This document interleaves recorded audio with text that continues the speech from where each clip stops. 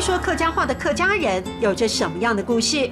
剧场导演彭雅玲从小远离客家庄，因为编排一场戏，找到了失落客语的故事。我要他们只要说自己的名字，他说阿秋诶，转来嘞，腿脚较很掉诶，然后就手诶拿转来，皮绷紧一点，顺便拿一个戏竹来，我要准备揍你啦！对。晒萝卜干的场景唤起客家乡亲的集体记忆。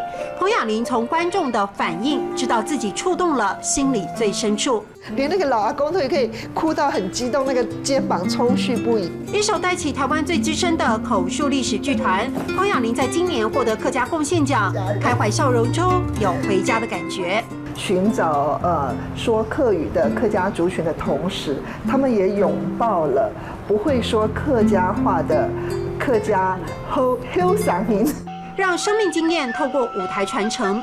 彭雅玲期许自己要让更多观众见证美丽动人故事。好多人哦，好多人哦！导演说，最近在看客家戏的人已经超越族群了。很多人哦，很多人哦。